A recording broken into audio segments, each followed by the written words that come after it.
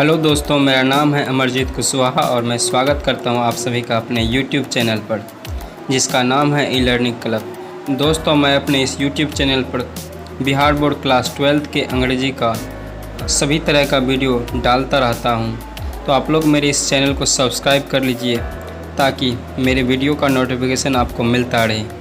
तो चलिए आज हम लोग डिस्कस करते हैं द सोल्जर कविता का क्वेश्चन आंसर। ये क्वेश्चन आंसर क्लास 12th के बिहार बोर्ड स्टूडेंट के लिए काफ़ी महत्वपूर्ण है। ये शॉर्ट क्वेश्चन है जो 2 मार्क्स का हर बार परीक्षा में पूछा जाता है और इस क्वेश्चन आंसर का PDF मैंने वीडियो के डिस्क्रिप्शन में डाल दिया है, आप लोग वहां से डाउनलोड कर लीजिएगा। तो चलिए स्टार्ट करते हैं।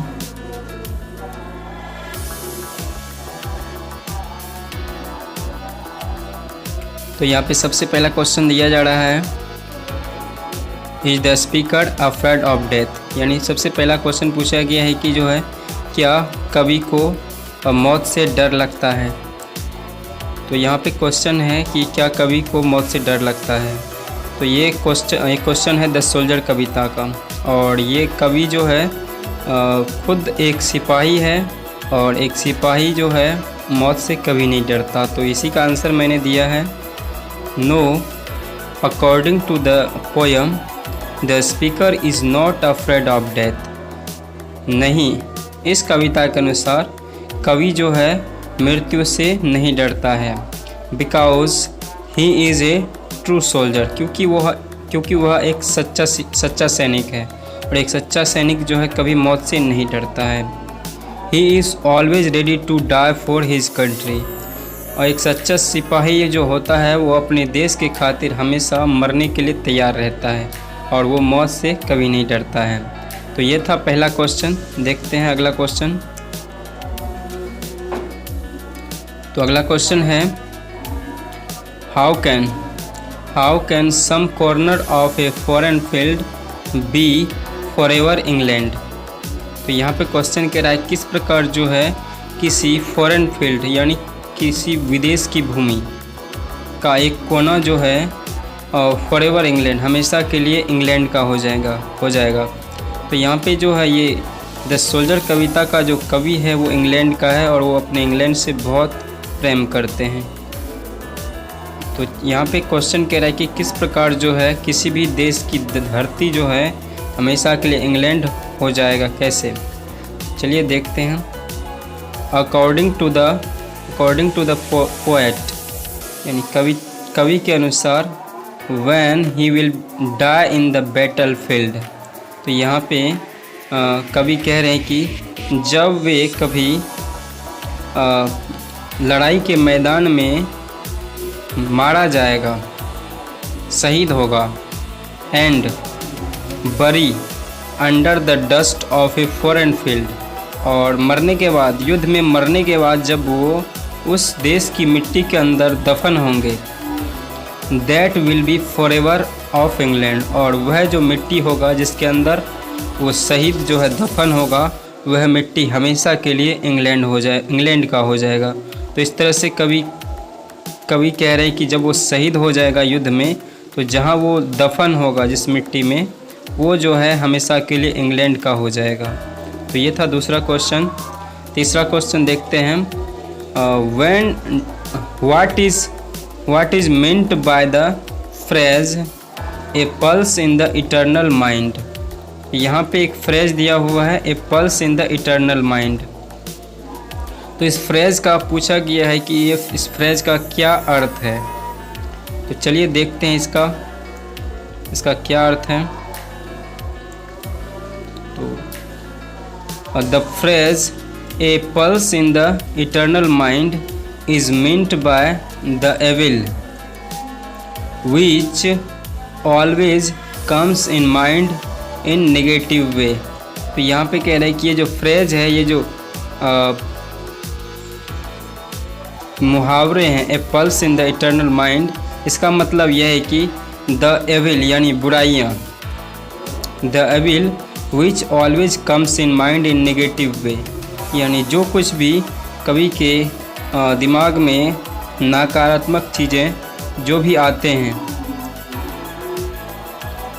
द पोएट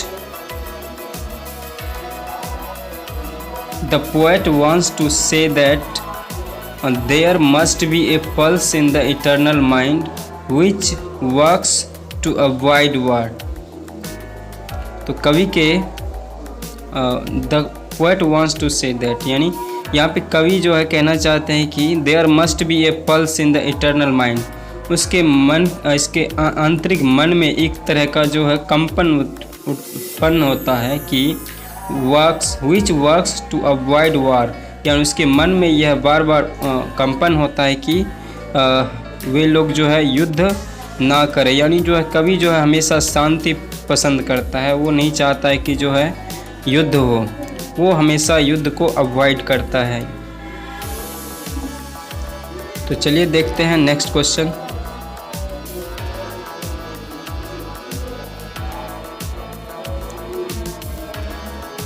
क्वेश्चन नंबर 4,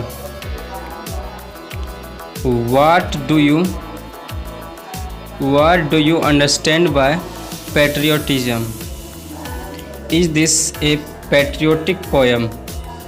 तो यहाँ पे क्वेश्चन कह रहा है What do you understand by patriotism? यानी आप देशभक्ति से क्या समझते हैं। Is this a patriotic poem? कह रहा है कि ये जो कविता है द सोल्जर, क्या ये जो है देशभक्ति कविता है।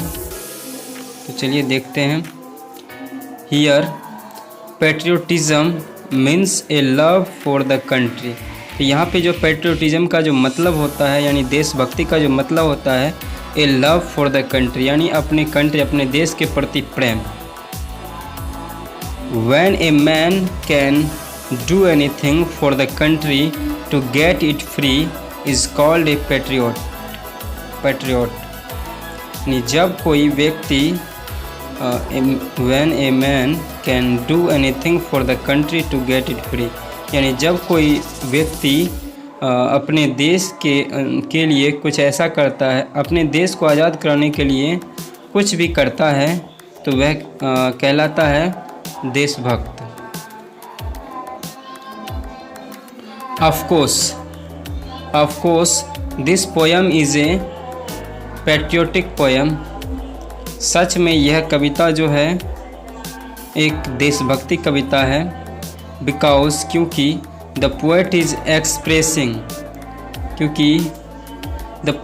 Expressing his love for his country, क्योंकि इस कविता में कवि जो है अपने देश के प्रति अपने प्रेम को व्यक्त कर रहा है।